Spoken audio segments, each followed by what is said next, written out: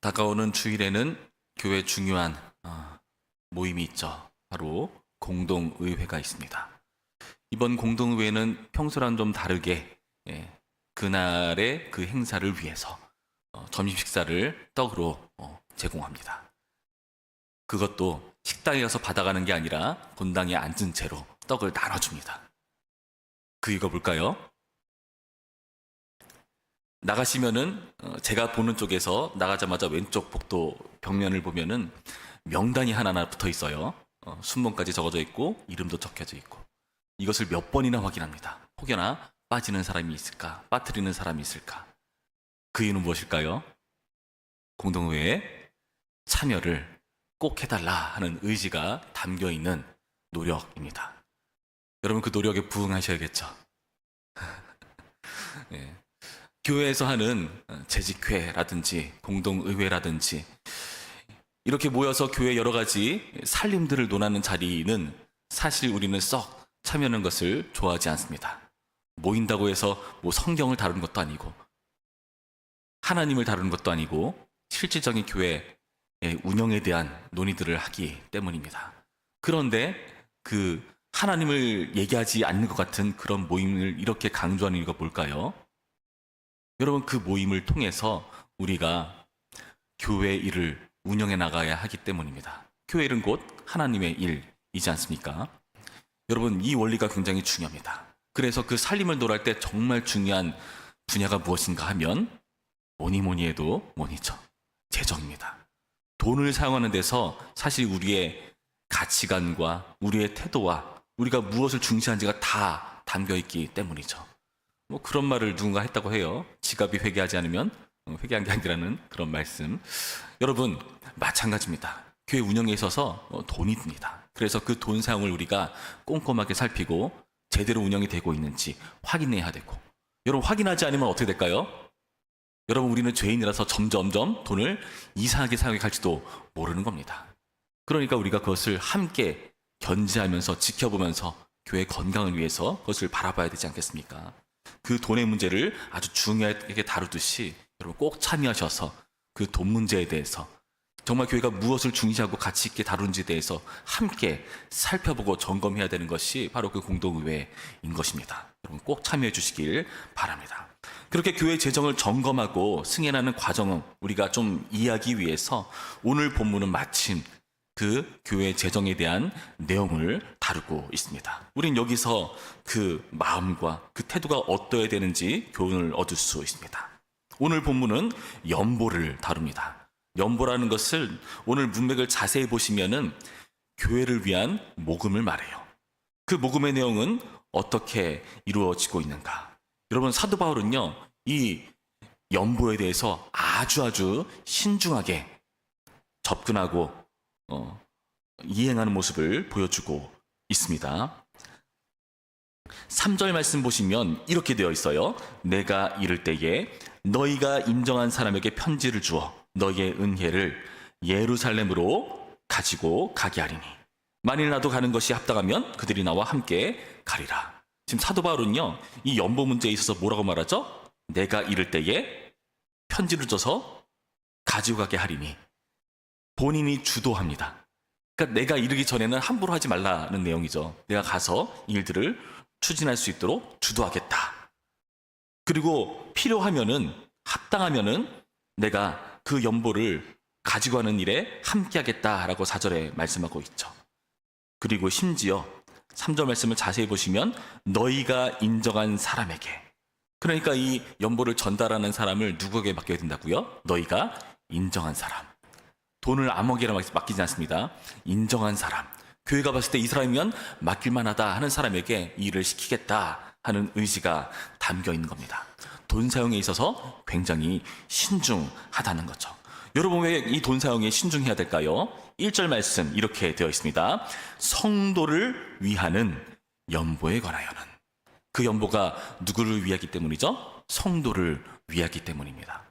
여러분 그러니까 이 교회에서 돈의 문제에 대해서 신중하게 접근해야 되는 이유가 그 돈이 성도를 위하기 때문입니다. 성도를 위하기 때문이에요.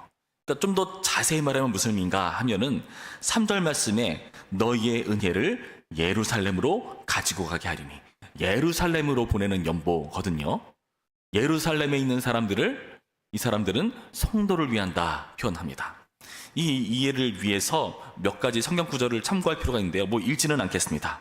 갈라디아서 2장 10절, 그리고 로마서 15장 26절, 그리고 31절 말씀을 확인하시면은 이 연보가요, 예루살렘에 가난한 사람을 구제하기 위한 목적이라는 것을 짐작해 볼 수가 있어요. 이를 위해서 예루살렘의 지도자들도 바울에게 이 가난한 자를 도와달라라고 말하고 있고, 그리고 이 목적이 가난한 자들을 위하는 그런 과정 가운데 사용된다는 것을 그런 성경 구절이 밝혀주고 있습니다.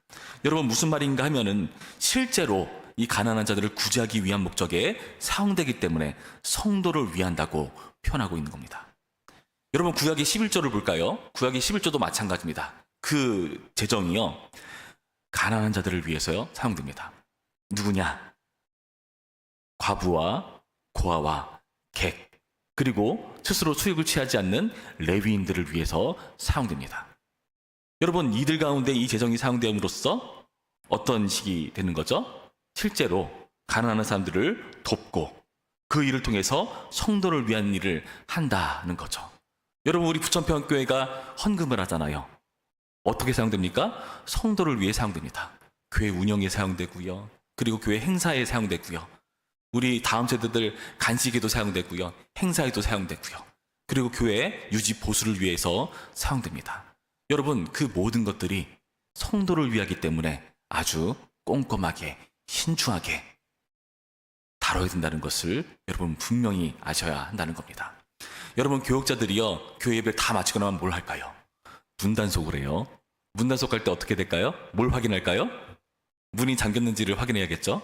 누군가 들어와서 교회 물건을 함부로 가져가면 안 되잖아요. 그리고 어디 불 켜진 데 없는가를 확인합니다.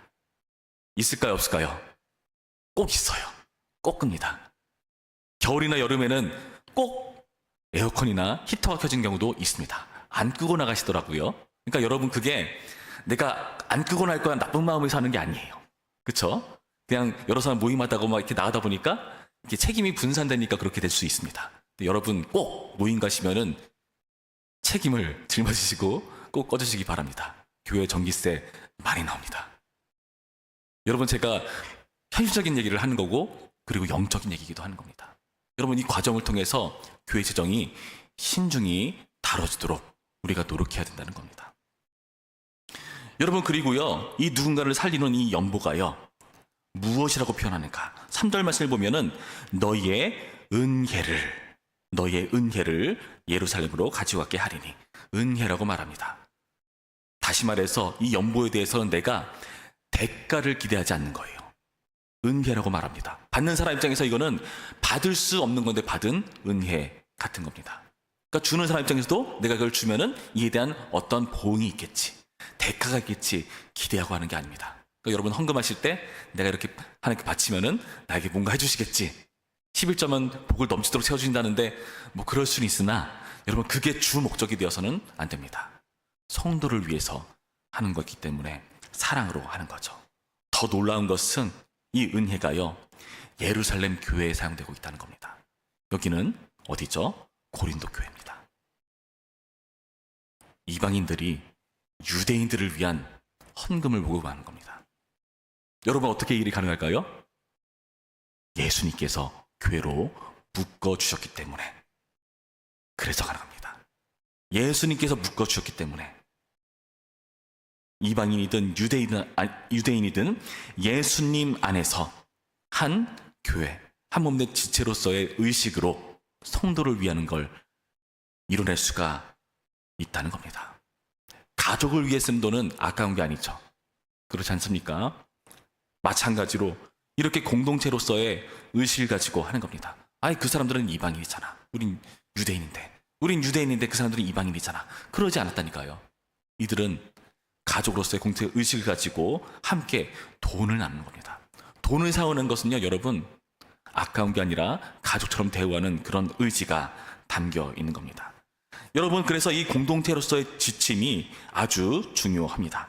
1절 말씀 보실까요? 성도를 위하는 연보에 관하여는 내가 갈라디아 교회들에게 명한 것 같이 너희도 그렇게 하라. 어디에게 명한 것 같이 한다고요? 갈라디아 교회에 명한 것 같이. 그러니까 갈라디아 교회든 고린도 교회든 예루살렘 교회든 동일한 원칙으로 이 일을 이루어간다는 겁니다. 한 공동체성으로, 같은 가치관으로, 같은 지침으로 일을 시행한다는 공동체성으로 이 연보를 다루고 있다는 것을 명심해야 됩니다. 구체적으로 어떤 일인가? 우리 다 함께 2절 말씀 한 목소리로 읽습니다. 2절입니다. 시작. 매주 첫날에 너희 각 사람이 수입에 따라 모아두어서 내가 갈 때에 연보를 하지 않게 하라. 여러분, 이게 갈라디아 교회들에게 명한 것 같은 지침입니다. 어떻게 한다고요? 매주 첫날에. 매주 첫날은 주일을 말합니다. 이 주일에 하는 겁니다. 한 번만요. 매주 첫날이죠. 매 주일 하는 겁니다. 너희 각 사람이, 그러니까 교회 공동체 모든 지체들이 다 참여하는 겁니다. 수입에 따라, 여러분 원문에는요, 이게 성공하고 번영한다는 의미가 있어요. 그러니까 하나님께서 나에게 주신 성공에 따라, 번영에 따라 하는 겁니다. 무슨 말이죠? 형편에 따라 하는 거예요. 그러니까 이런 겁니다. 우리는 자꾸 상대적으로 비교를 해요. 내가 누구보다 적게 했는데, 많이 했는데, 이거를 비교해 가면서 우열을 가리려고 하고, 그에 따라서 나에게 어떤 축복이 달라질 거라는 기대를 하는데 그게 아니에요. 과부의 두렵더니 크듯이 하나님 입장에서는 우리에게 주신 번영과 축복과 은사가 다 다릅니다. 그러니까 여러분 주어진 형편 안에서 하면 됩니다. 여러분, 그래서 하나님께 주신 그 형편을 헤아리면서 하는 거기 때문에, 나는 적게 가졌는데, 난 많게 가졌는데, 이걸 논할 필요가 없다는 거예요. 여러분의 마음이 중요한 겁니다. 여러분, 재직을 세우려 할 때 그들의 헌금 여부를 왜 확인합니까? 얼마나 많이 했나, 그걸 확인하는 게 아니에요. 얼마나 꾸준히 했는가. 이 지침에 따라서, 그게 형편에 따라서 이루어진 것이면 따지는 거죠. 그러니까 교회가 돈 보내, 이게 아니라는 거예요. 그리고 성공과 번영에 따라라고 했으니까 무슨 의미겠습니까? 여러분이 하나님께 주신 은혜에 대한 감사로 반응하는 겁니다.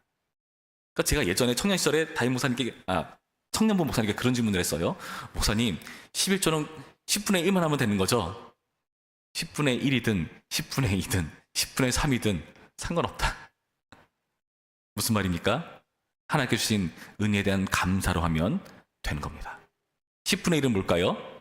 1이라는 것은 대표성이죠. 하나님께 주신 모든 것을 다 드린다는 마음으로 그 대표로 하나를 드리는 겁니다. 그러니까 우리의 마음이 하나님께 대한 감사의 반응으로 하는 헌금이라면 충분하다는 겁니다. 그리고 어떻게 한다고 되어 있죠? 모아두어서 하는 겁니다.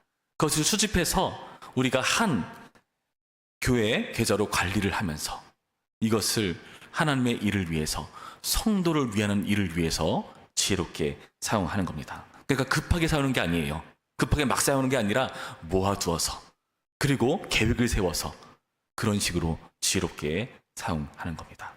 그래서 내가 갈 때 연보를 하지 않게 하라. 내가 갈 때 연보를 한다는 것은 뭐죠? 이제 그 바울이 그걸 통해서 어떻게 합니까? 바로 보내야 되는 거잖아요. 그때 막 하는 게 아니라 신중하게 제대로 준비해서 하라는 그런 지혜가 담겨 있는 겁니다.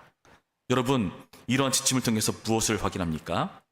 여러분, 이것은 성도를 위한 연보라는 의식을 가지고 우리가 매주일 이 공적인 예배를 통해서 모두가 참여하라는, 공동체의 의식에 참여하라는 바울의 의지 담겨 있는 것입니다.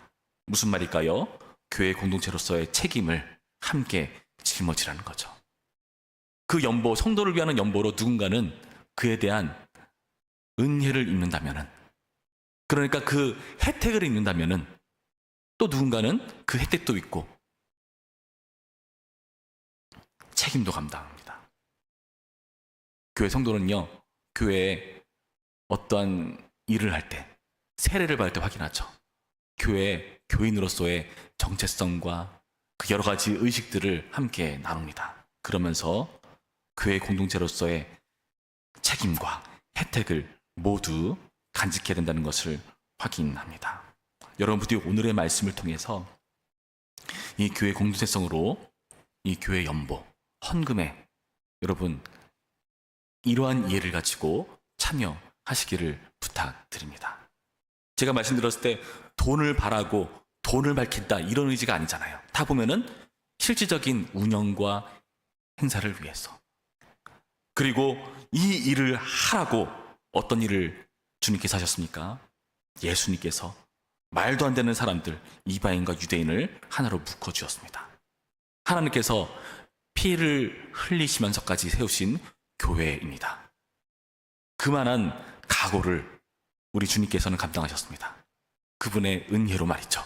우리도 마찬가지로 그 예수 그리스도 안에서 십자가를 통해서 누군가를 살리는 비용에 우리는 책임과 혜택을 감내하는 것입니다. 주님께서 주신 이 은혜를 생각하면서 여러분 교회 헌금 생활에 지혜로우시고 그리고 이러한 의식을 가지고 참여하는 오늘의 말씀이 되기를 주님의 이름으로 축원합니다. 다가오는 공동의회에 많이 참여하시기를 부탁드리겠습니다. 기도하겠습니다. 참 좋으신 하나님 감사합니다. 오늘의 말씀을 통해서 하나님께서 우리 가운데 주신 재정 사용의 원리를 함께 확인해 봅니다. 그리고 그 목적을 확인해 봅니다. 그리고 그 참여에 대해서도 우리가 다시 한번 스스로를 돌아봅니다. 주님께서 이 일을 위해서, 이 재정에 대한 책임과 혜택을 위해서 십자가를 지시고 우리를 교회로 묶어주었습니다. 이 일에 있어서 나 몰라라는 것이 아니라 함께 공동체로서의 의식을 가지고 참여할 수 있도록 인도하여 주옵시고, 그렇게 함으로써 성도를 위하는 일이 구체적으로 시행될 수 있도록, 막연한 추상적인 그런 개념이 아니라 돈이라는 실적인 물질을 통해서 이루어질 수 있도록, 구체적으로 정될 수 있도록 함께 힘쓰는 우리 모두가 될 수 있도록 인도하여 주옵소서. 감사하며 예수님의 이름으로 기도합니다. 아멘.